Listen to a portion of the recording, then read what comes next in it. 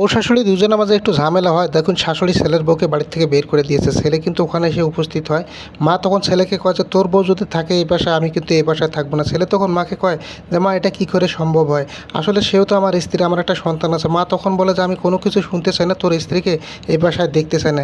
ছেলে তখন বলে যে তুমি যেই কথা বলতেছো, বাবা তোমাকে বিয়ে করেছিল, আমি তোমার সন্তান, তুমি কি আমাকে নিয়ে বের হয়ে চলে যেতে পারতে আমার দাদি যদি তোমাকে বের করে দিত। ছেলের বউ তখন নিরুপায় হয়ে স্বামীর দিকে তাকিয়ে রয়েছে। ছেলে তখন বলে যে মা, আমার যেমন তুমি মা, ও আমার স্ত্রী, আমার একটা সন্তান ওখানে আছে, আমাকে কিন্তু সমান দৃষ্টিতে সব দিকে দেখতে হবে। ছেলের কথা মা কিছুতেই শুনতেছে না। মা দেখুন ছেলের সাথে রাগান্বিত ভাষায় কীভাবে কথা বলে। মা বিষয়টা মেনে নিতে পারতেছে না।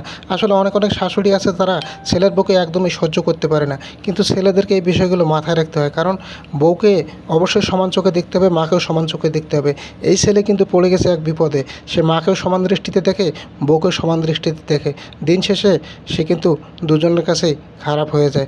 অথচ সে কিন্তু চায় যে মা এবং স্ত্রী দুজনেই সমানভাবে থাকুক। তারপর ছেলে মাকে বোঝায়।